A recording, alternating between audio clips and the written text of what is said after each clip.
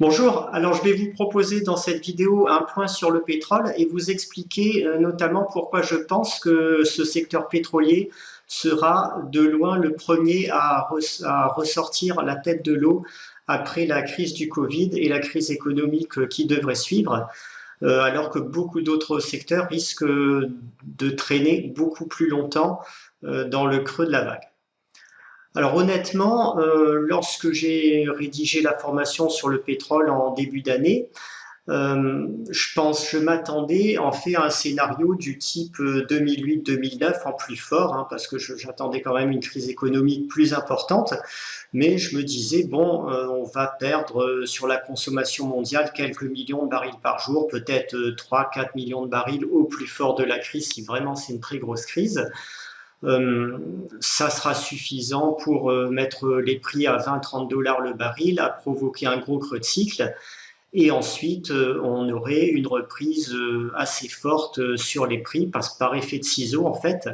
C'est-à-dire que bon, bah, les producteurs coupent tous leurs efforts d'investissement, on a une déplétion au niveau de l'offre, et en sortie de crise, la demande repart beaucoup plus vite que l'offre qui est assez inélastique, qui met beaucoup de temps à réagir, parce que les entreprises productrices de pétrole ont peur de ce qui s'est passé et donc hésitent longtemps avant de relancer leurs investissements. Alors, vous voyez ce qui s'est passé en 2008-2009. On est passé de 86,3 millions de barils par jour en consommation à 84,3, donc on a perdu 2 millions de barils, rien de plus, c'est pas grand-chose. C'est juste un tout petit incident de parcours dans ce qui s'est passé. Et avec le Covid, ça a été quelque chose de radicalement différent qui s'est produit en fait, sous l'effet des mesures de confinement qui arrêtent une grande partie des déplacements, une partie du commerce international, la demande de pétrole mondiale s'est vraiment effondrée, hein. Donc vous voyez ici sur le tableau de l'Agence de l'énergie américaine, on passe de plus de 100 millions de barils par jour à un point bas de l'ordre de à peine au-dessus de 80 millions, donc on a perdu presque 20 millions de barils par jour de consommation. Du coup, bah, ce que j'attendais pour la vague de récession que j'annonçais, s'est passé, mais dans une version très accélérée, beaucoup plus forte que ce que j'attendais. Et on a eu un creux de cycle extrêmement violent sur le pétrole avec des prix du baril sur le spot qui sont tombés en dessous de 10 dollars, qui ont même été temporairement négatifs sur les futurs. Et la conséquence, bah, c'est que la contraction de l'offre, la chute de production de la part des principaux producteurs est beaucoup plus rapide aussi que ce que j'attendais. On a perdu déjà sur les shale oil américains, donc producteurs de pétrole de schiste, qui ont formé l'essentiel, qui ont fourni l'essentiel de l'accroissement de la demande mondiale depuis 2012. Vous voyez qu'on est passé aux États-Unis de 5 millions à 13 millions de barils par jour en l'espace de 8 ou 9 ans. Et là, on a déjà chuté de 2 millions de barils par jour en l'espace de juste 3 mois. Dans le même temps, l'Arabie Saoudite a réduit son offre de l'ordre de 4 millions de barils par jour. Donc, il y a quand même une contraction de l'offre qui est forte, qui devrait se poursuivre aux États-Unis rapidement, parce que les producteurs de pétrole de schiste ont coupé tous leurs investissements. On voit ici hein, le nombre de puits de forage, d'outils de forage encore en activité. On était encore à 1000 à la fin de l'année 2018, un peu au-dessus de 1000, et on est en ce moment tombé aux alentours de 200 seulement.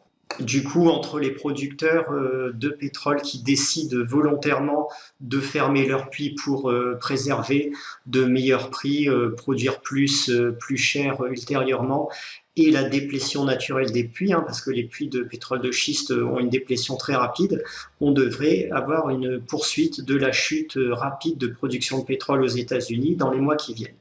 Vous avez ici un autre graphique qui illustre cette chute de production au niveau pétrole de schiste américain. On passe de 13 millions de barils par jour début mars à actuellement un niveau de 11 millions seulement aux alentours du 15-20 mai.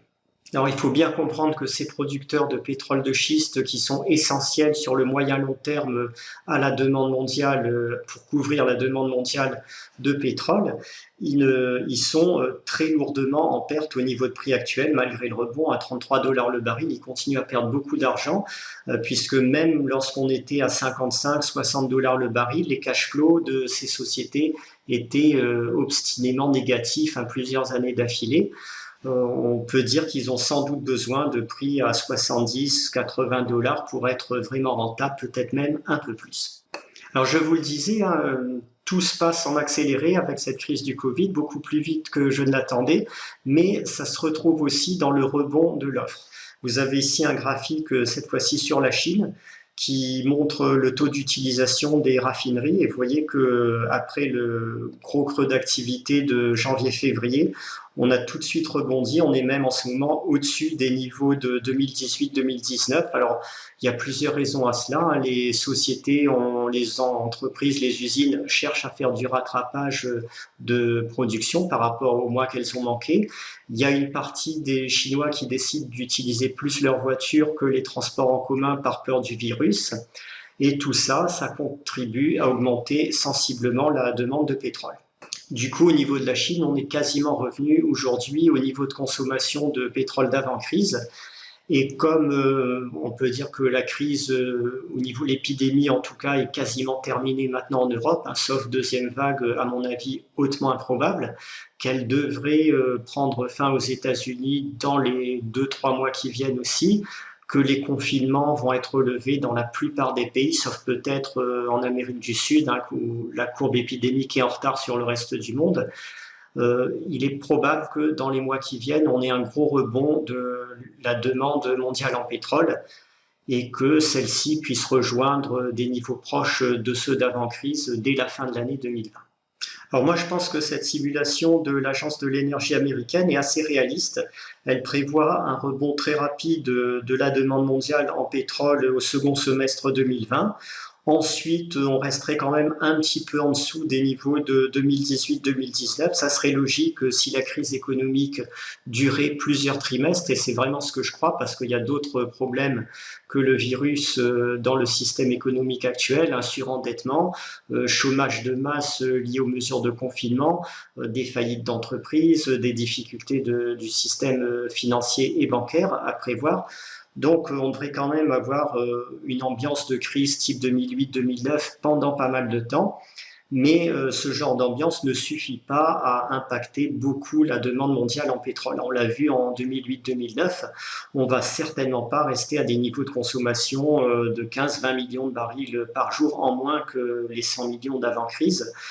Du coup, on va avoir, vu que l'offre, elle va rester très déprimée, on va avoir un déficit de production par rapport à la demande assez vite, sans doute dès le second semestre 2020, et ça va exercer une pression croissante sur les prix au fur et à mesure que les stocks qui ont été accumulés ici vont se résorber. Il faut bien voir que l'ensemble des producteurs de pétrole dans le monde se sont pris 3 chocs sur les prix en très peu de temps. Il y a eu le premier choc en 2015-2016 avec chute du baril jusqu'à des niveaux de 30 dollars. Un deuxième petit choc, mais un choc quand même qui a refroidi l'ambiance à la fin de l'année 2018 avec une chute des prix du baril à 45 dollars et un énorme choc sur ce premier trimestre 2020. Du coup, avec tous ces chocs, beaucoup de producteurs vont être très hésitants à relancer de gros investissements pour découvrir de nouveaux champs ou tout simplement pour mettre en valeur de nouveau les champs de pétrole de schiste américains. Ils auront du mal à trouver même des financements pour cela. Et du coup, c'est assez probable quand même que l'offre soit déficitaire assez rapidement maintenant.